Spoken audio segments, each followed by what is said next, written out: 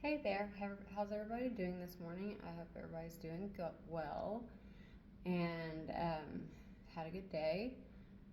I just want to jump on here because I've seen quite a few videos that are like gender bashing. Um, like we have this 4B movement.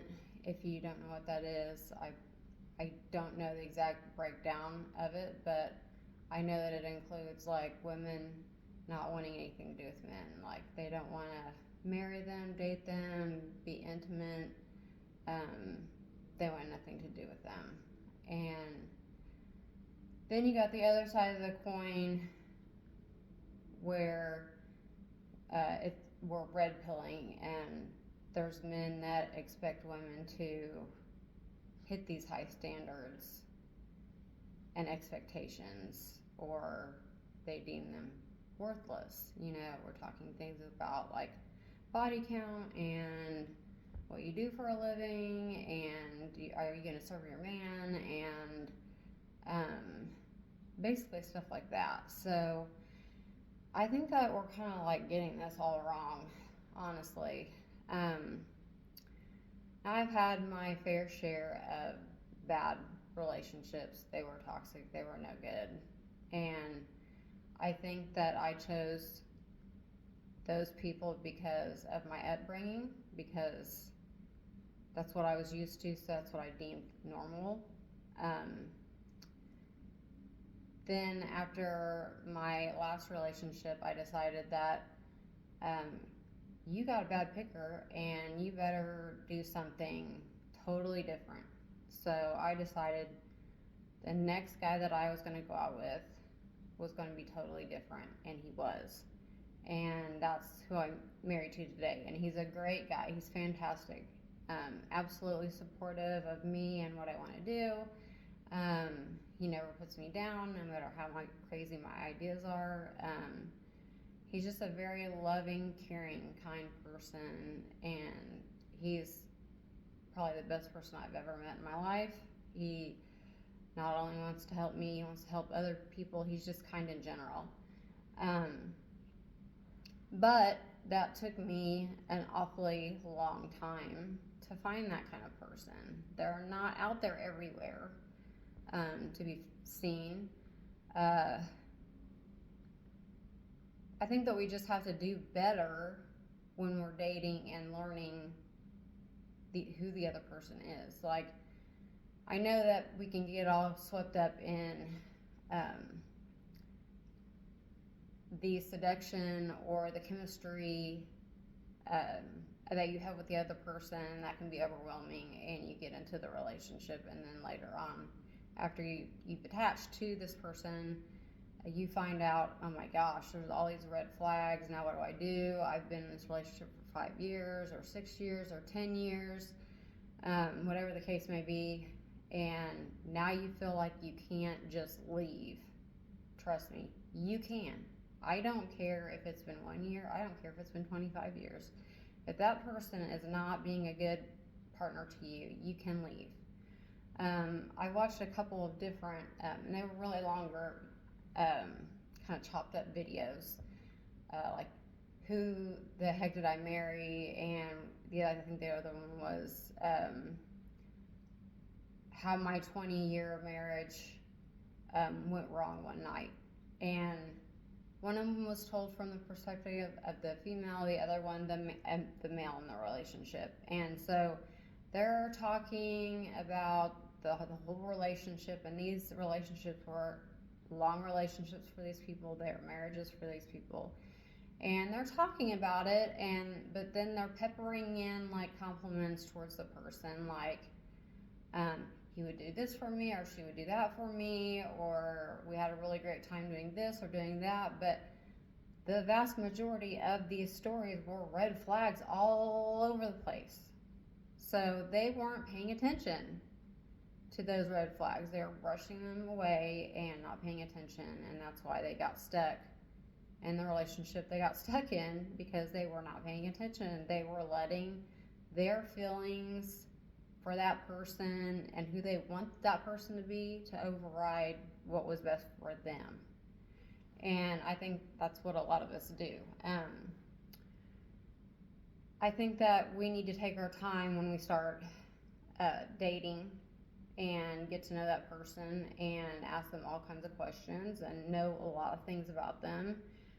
You need to know about their childhood. You need to know about what they've been through in life. You need to know just all the questions, all the questions you want answers to that are going to make or break if you want that person in the relationship.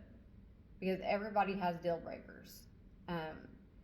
So you really need to know if or how many of these deal breakers that this person has before you become intimate with them, get in a relationship with them, get married. You have to know all these things that are non-negotiables. You can't just go, oh my God, we're crazy in love and the chemistry is off the charts and I just want to be with this person, because that is a short period of time that lasts. You really don't have that crazy in love honeymoon stage. That doesn't last forever. It might last a year, it might last 2 years, and then these red flags that you kind of push to the side, they become bigger and bigger and more noticeable to you, and you start really thinking like, oh my gosh, I've made a mistake. I didn't take my time. I jumped into this and now I'm stuck. You just need to push that out of the way and get away from the person. If they're being violent, if they are abusive in any kind of way, you just need to leave that person. But that, or if that person cheats on you or just whatever the case may be, but that doesn't mean, the old saying, throwing the baby out with the bathwater. You can't do that. You can't just have some bad experiences with men, or men having bad relationships with women, abusive women, or because we do it too. There's women out there that are abusive towards men. There's the men that suffer with that, and it's really especially hard for them to deal with abuse from a woman, because it's not taken seriously, and it should be. Nobody should be hit. Nobody should have to go through that. I believe that mental and verbal abuse and violence is also totally unacceptable. You cannot do that. You really have to treat the person in the way that you would want to be treated. I remember in one of my relationships that my significant other would do something really nice for me. I'm like, oh my gosh, that was so nice. But it came with repercussions. Well, now he wants me to do this for him, and it should be that I just do it, no questions asked, whether I want to do it or not, because I did this for you. That's abuse, Or if you don't do this for me, then I'm not doing this for you, and it's something that's going to mess up your whole day. Like, well, if you don't agree with me, then I'm going to make you stay up all night so you must work tomorrow. I went through that kind of stuff, and I've also been through the physical violence as well. And just because I went through those things with those men doesn't mean that I was like, well, all men are like this. They're not. All women aren't bad either. All women aren't gold diggers or trying to get you for your money and bankrupt you, or no, not every woman's trying to do this. I think that there is a lot of people out there that can be that way. I think that not everybody's all good or all bad. I think they're a mix. Everybody can do good things, everybody can do bad things. So you just have to go with what's in your heart, and not just in what's in your heart, what's in your head as well. You have to look for that good person. You have to date them for a while. You can't just date them for 6 months and then get married. I mean, we've all heard the stories. Well, we dated for 2 weeks and got married, and we've been together for 30 years. That's great. That's awesome for you, but that is way off the norm. That hardly ever happens. You really need to get to know someone, because everybody right off the bat is going to show you their best self. They're not going to show you who they really are. They're going to show you their best self until they feel like they've got you where they want you, and then little things will start to happen, and those little things will get bigger and bigger and bigger. But it's like I was saying, you can't just totally dismiss a gender because you've had bad times. You have to give people a chance. I feel so lucky that I met who I met and married, and we've been together for a long time. We've been married for a long time. We've been married for over 10 years. Do we have little squabbles here and there? Hardly ever, but yeah, it happens. We also make it a point in our relationship, and this was especially on my part because he really wasn't the type of person to be this way, but like, I made it a rule in my head that I was never going to put up with being hit again. I was never going to put up with somebody being, calling me names and stuff like that. And because once you open that door, it's hard for that door to be closed. It tends to stay open.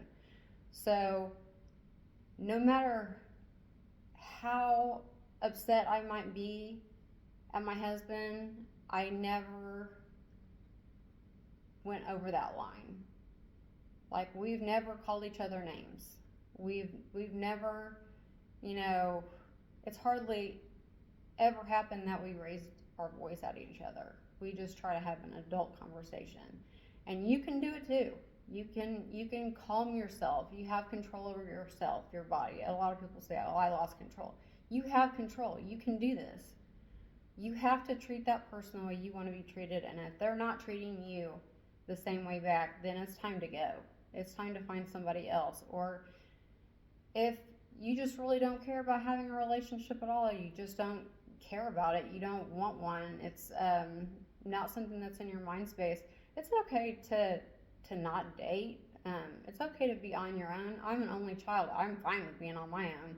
I always have been fine with being on my own. I've never needed a lot of friends. I've never needed to have a big circle of people around me. Like, I'm actually more comfortable and introverted just being by myself. But I also do love the companionship of having a partner. And it's like I said, you gotta take your time, especially if you're gonna have kids. If you're gonna have kids, you gotta vet that person, because no matter what, unless they're a deadbeat dad and they just don't want anything to do with your child or you, this guy's gonna be in your life for at least 18 years. That's a long, long time to be dealing with somebody that you do not like. So be really careful when deciding to have a child. Be careful. There's all the protection in the world to prevent pregnancy, and that's really what people should do. You need to prevent that from happening until you see this is a good guy. He's a stand-up guy. He's honest. He's faithful. He's going to be a good dad and take care of our child. You need to look and observe how he treats other people in his life. That's a big indicator of how he's going to treat you. So always pay attention to that. And I know a lot of people are going to say, well, I just had no idea. I had no idea that he was like that until we got married. And maybe he was that good. Maybe he was that good that he was able to pull the wool over your eyes. But I think if a lot of people look back at when they were dating, they will see some red flags. They will be there. Little things.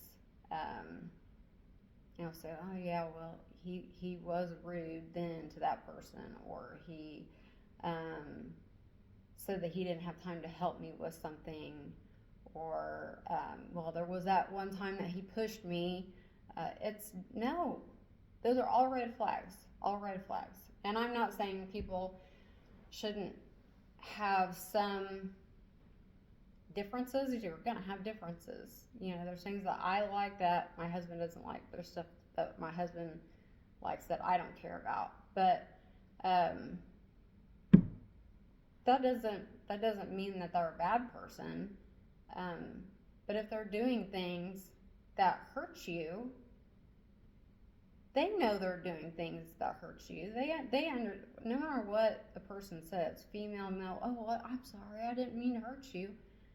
They knew that they were gonna do whatever the hell they wanted to do to make themselves happy, and they really didn't care about what was gonna happen with you. You know, I've always heard that saying. Um, well, it's better just to go ahead and do it without permission than to get turned down and not, if you ask for permission and your partner says no. No. No. The communication line should always be open. You should be talking to them. They should be talking to you. We sit down every night and talk about my husband's day, talk about my day, what happened. Even though he works long hours, we make the time to have time to sit and talk to each other and make sure we're up to date on what's going on with each other. So I just don't really kind of understand the 4B movement. I think that those are probably people that have been treated very poorly, that think that, well, I'm just so sick of this that I'm just done. I'm not going to deal with men anymore. But eventually you're going to miss that interaction. And I'm not just talking about intimacy, I'm just talking about in general. You're going to miss having a man, company. Same thing for men. I've heard a lot of men, I always call them the He-Man Woman Haters Club men that have been done wrong by a woman. They've been married and divorced, now they hate women. There's no good women out there. They're all out for themselves. They're all gold diggers. They're all cheaters and everything else. It's like, no, we're not. No, we're not. And these women that say these things about men, if they hear men say that about women, then they get all offended. No, it goes both ways. You can't just lump a group of people together and say they're bad people and you don't want anything to do with them. But men would be the same way. If they decided they never want to be around a woman again, after a while they're going to miss a woman's company. And the thing is that we're actually meant to be with each other because it's hard to go through life alone. I've done it before and it's fine, but it's always good to have that other person to have for help, like there was one time that the snow was really bad and I didn't see a pothole and I hit it and my tire went immediately flat. I called my husband and he was there just as quick as he could be, just freezing cold outside, changing my tire because I don't know how to do it. Could I learn to do it? Yeah, I could learn how to do it. But he's willing to drop everything for me and help me out and do it for me. And I appreciate that. Oh my God, so much. I appreciate him. But it goes the same way the other side. I bring a lot to the table too. He brings a lot to the table. I bring a lot to the table. He's better with the work life and being a provider and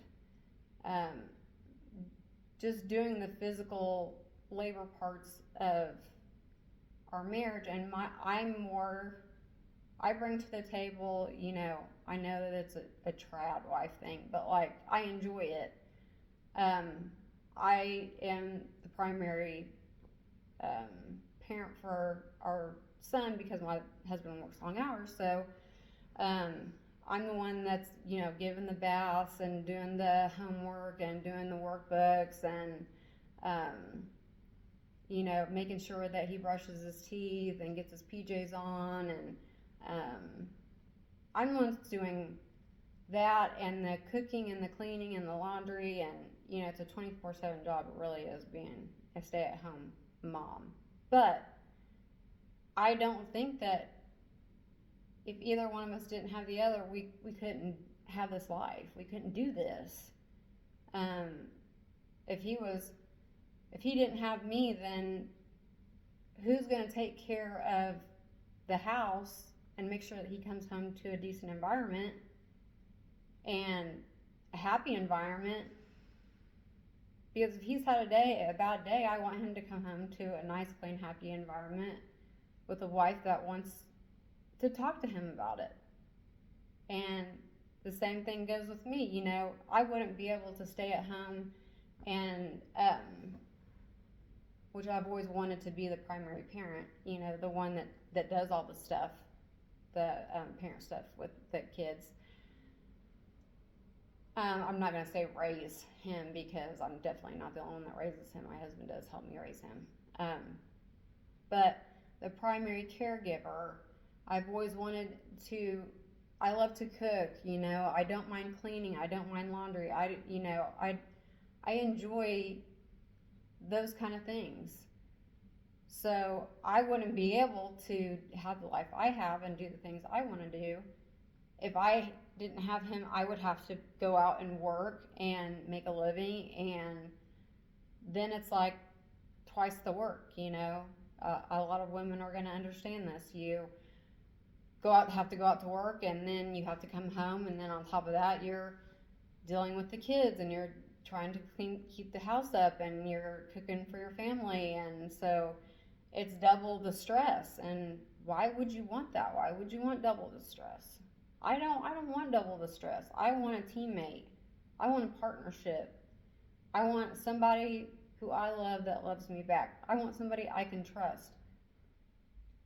I want somebody who's going to be my best friend. And I think everybody is really looking for that. So if that's what you want to do, if you just want to be alone, there's nothing wrong with that. Go ahead and do you, whether you're a man or a woman. But you're also going to be putting extra responsibilities on yourself, and you're also going to be going through your elderly life. You're going to have health problems. You know, that just comes with life. You're going to get older. You're going to get sicker. You're going to, if you're not with anyone, you're going to die alone. I don't want to die alone. You know, I know that's depressing as hell, but I don't want to. I want somebody there holding my hand. I want somebody there to help me with that part of life. And I'm sure my husband does too.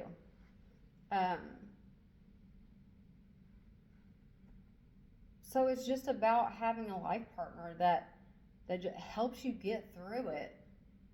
You guys need to feel like you complement each other. Well, I don't like to do this, but he does. Well, he doesn't like to do this, but I do. So it makes life totally easier for the both of you.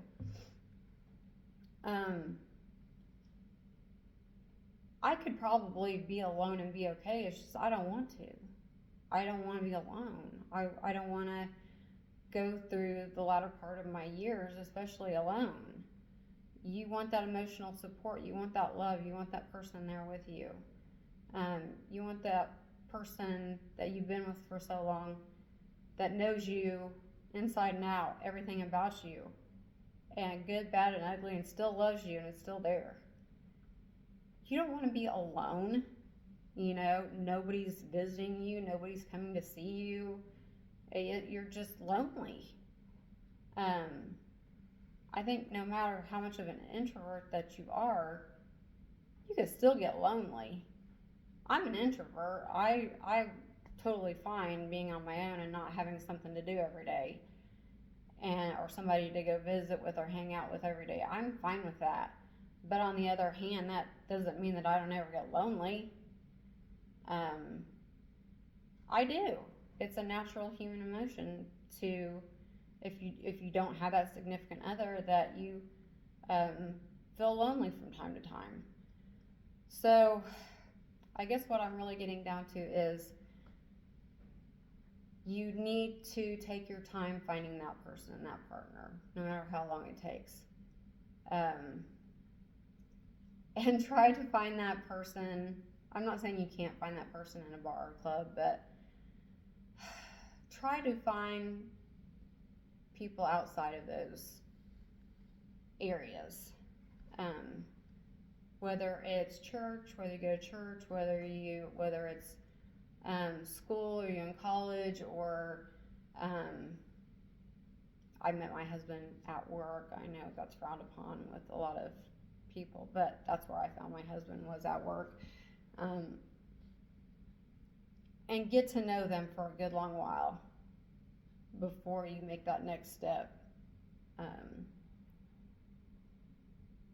Your life depends on it. Other person's life depends on it, and if you have kids, their lives depend on it. So, just be careful out there. Take your time. Don't rush. Find a wonderful person that compliments you, and live a happy life together.